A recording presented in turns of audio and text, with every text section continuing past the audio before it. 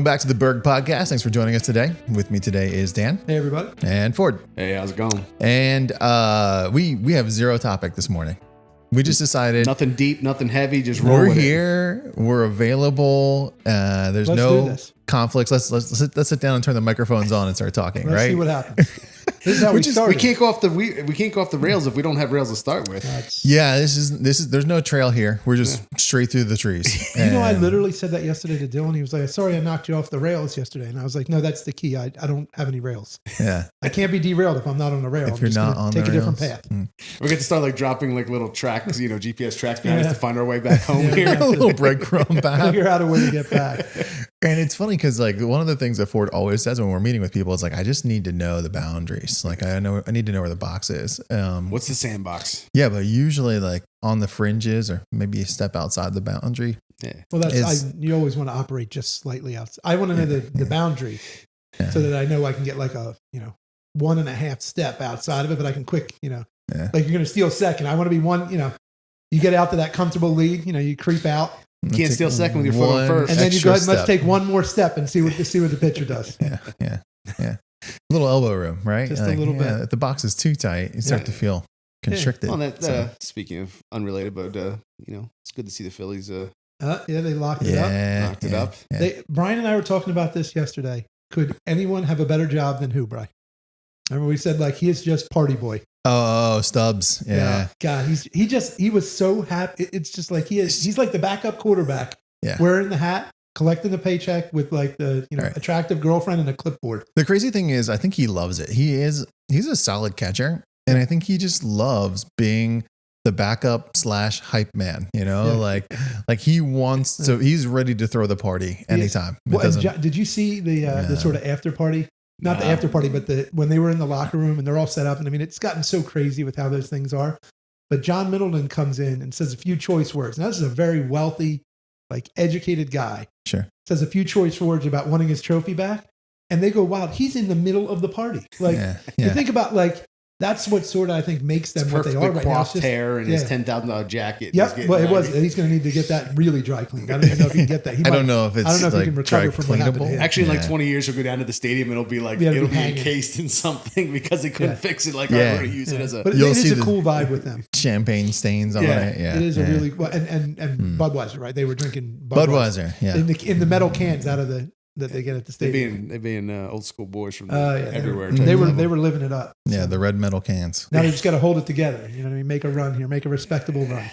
Yeah, and I guess won the National League East, but still have a chance to clinch the top bye, right? So do. so They I do. think that they still have a chance to beat LA out here over the next couple of days. They've got They have Washington now. I think they Washington. close out with 3 games against Washington. So Yeah, as they're long as they don't mess it up, that should done be at good. home, 3 games away at Washington Yeah. to finish the regular season here. So yeah. Yeah, so It all Yeah. depends at this point now if the other team has already packed their bags and ready to plan their next thing or not, or if they're trying to just be a spoiler. Yeah, or like like San Diego, right? So like San Diego could.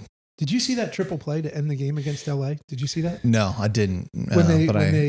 Not yesterday, like 2 days ago, which that now I've dated when we did this podcast, but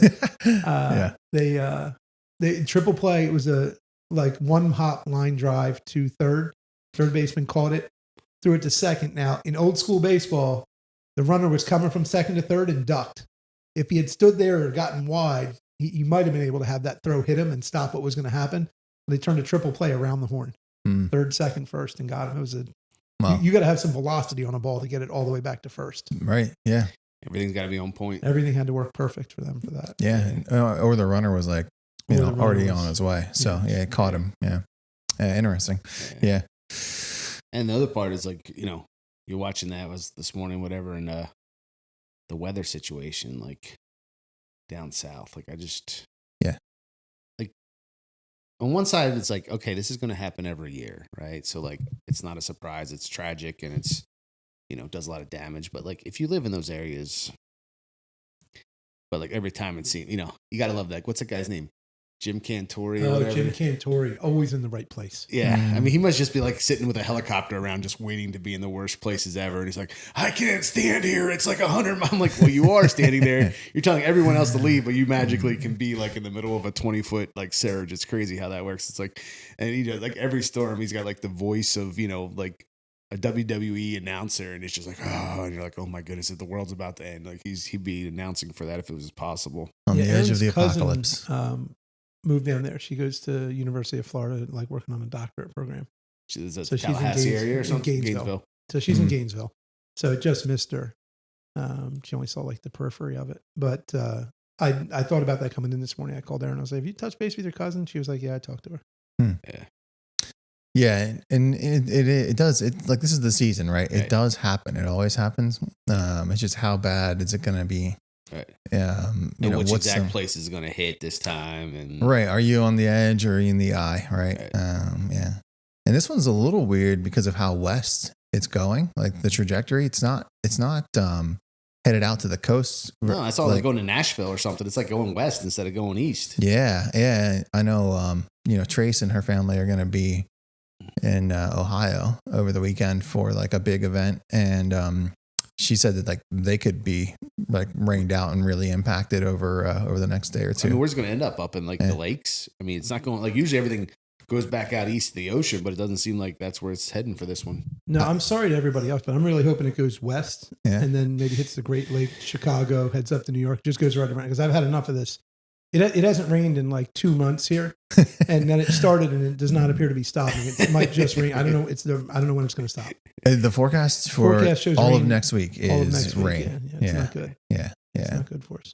That's one of the craziest hurricane stories I remember. And like so like side note, like being a surfer from New Jersey where there's no waves, you look for hurricanes. So we've surfed a number of hurricanes, which is a bad idea and ill-advised, but fun. But the crazy story I had about a hurricane actually was my aunt moved to Florida in the like late 80s, early 90s. And Hurricane Andrew hit a month after she moved there. And so she had moved down, and she tells a story that she said to everybody around her that, she was having a house built and was living in a rental house. And she said, okay, well, what do we do with our cars? And they said, well, you chain them to a telephone pole. And she was like, what? And they were like, yeah, so that they don't float away and hit things. She was talking about Like how do I get salvage my it. car to a safe place? And they were talking about trying to make sure that your house doesn't your car doesn't float up and go like through your sliding glass door. And it was like, that's when, I mean, Florida's not the place for me. I might visit, but I'm not buying a house there. You're just right in Hurricane Alley there. Yeah. And I mean, I've heard that like it's tough to insurance wise now even have like an insurable asset in some regards because of the amount of weather damage and the number of claims that these insurance companies have gone through. And Have you ever been to Gulf Shores, Oh yeah. Alabama? So Gulf Shores, Alabama, they have all these hotels built right on the beach, but they're all a full story, maybe story and a half up Oh, at least 2. of all on pillars. Mm. And it's specifically so that the storm can blow through, like literally the ocean can come up 6 to 8 feet and it just goes underneath the hotel, washes out the other side, knocks down all the houses. Yeah. But the hotels are okay. And it's crazy. We stayed in a hotel in Pensacola, which is like up in that area, Yeah. pretty close to it. And basically what they did is they built their car garage underneath of the hotel. So it's open. It's just concrete, nothing to it, nothing, valuable in it. But it was like open and it was like 3 or 4 stories up. Until you got to any type of living quarters. yeah. Just so like the surge could come wherever it needed to, and it's still there on top of it type scenario. Yeah, it was 2 stories, but that's exactly how it was. Yeah. In, Well, if you go down there, then you see those places that are on stilts. It's like crazy. Like the houses are like 30 steps up to even get into To get them. to the front door. But Right. those like the old ones, the stilts are like a 2x, like from driving, like you're far enough away, but it looks like maybe a 2x4, like stilts on this thing. And it's like, Yeah. man, just put some pontoons on that bad boy. Just make it a houseboat because I mean, Let like, it float. well, now we're going back a few weeks or whenever that storm was, but Rodan down in North Carolina, that was crazy to watch people's houses. Yeah. And I had heard a couple of the houses that went in were owned by people locally, Oh, really? that they were Pennsylvania residents, that was their vacation. I just can't imagine sitting there and watching your house collapse into the ocean and just not, Well, you think about it too, that Can't like do anything. can't do anything.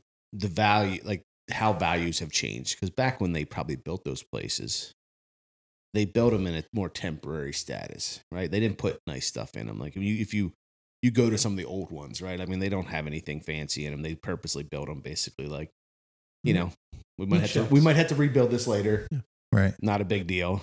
Now they all have granite countertops and they still float the same way that the little place does it. Basically, like, you know, your beds are made out of 2x4s. Like they build them in a way that like they basically were. Yeah.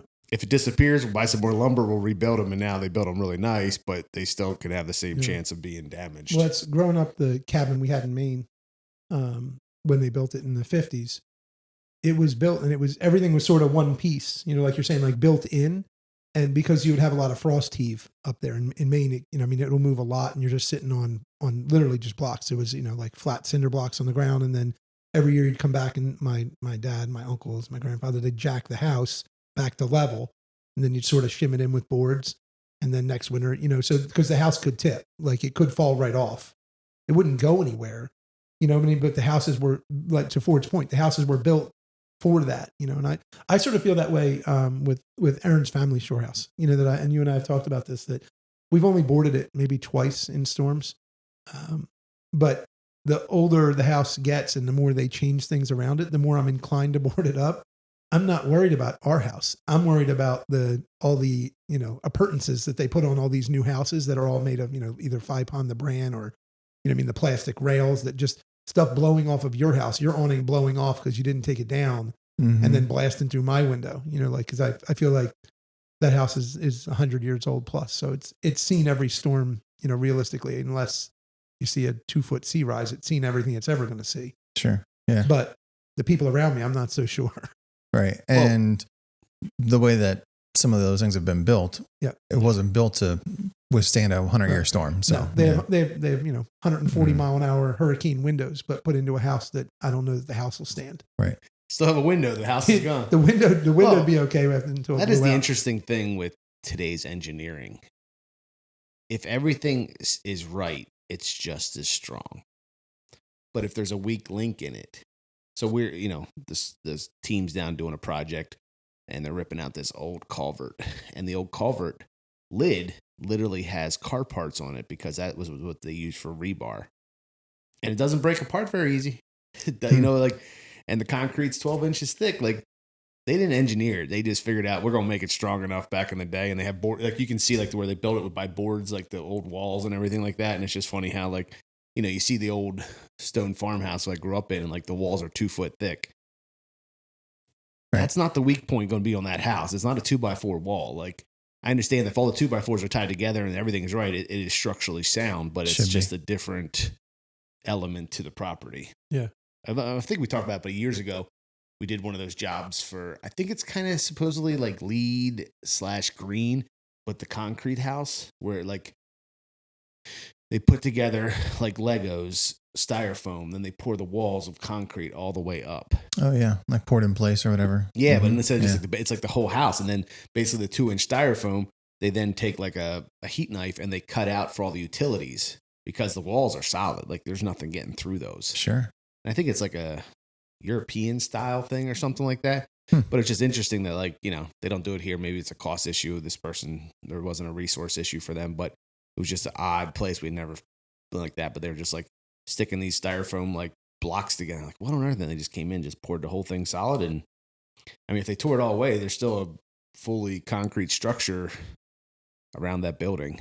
Interesting. Yeah. Yeah, I've seen those styles. Yeah. That's not like the Superior walls, right? That's different. That's sort of like precast. They make those in advance and then drop them in place. Yeah. No, this is actually built on site. It's built on site. Yeah. We had it's like a Lego set. They just build it all up, pour it all solid full, and then they cut out what they need and do it from there. I wonder if like timing wise, you got to like really plan whether to get that done, right? Like you don't want that stuff going anywhere. I'm sure it's like dense, heavy material, but still, get a lot of moisture in the foam because it's raining, or I don't know. Yeah, it's funny you say that because there was a house built back in Jersey. It was in Marlton, and from what the story I'd heard was it was like a developer who was building his own house, and it was a massive house that he built on an okay sized lot, but it was the first house I'd ever seen built that way.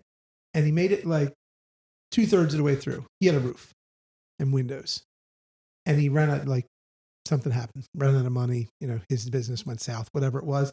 And that house sat like that for 7 years. Wow.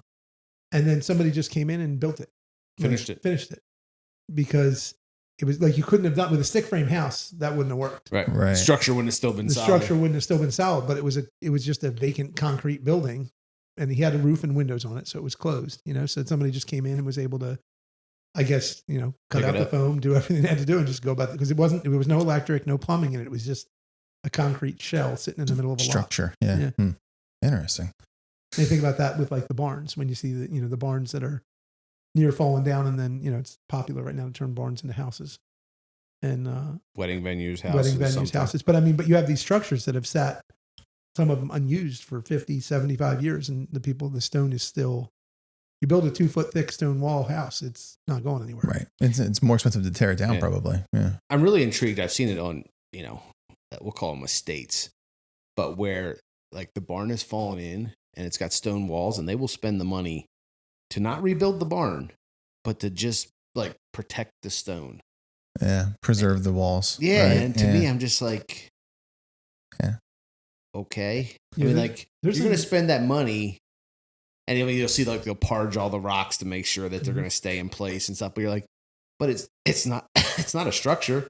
You can't use it for anything. It doesn't have a roof on it anymore. There's a lot of them. A wall. There's a bunch of them in. There's a bunch of them in Kennett, that area, or like Westchester to Kennett, and then there's a couple in Chester Springs.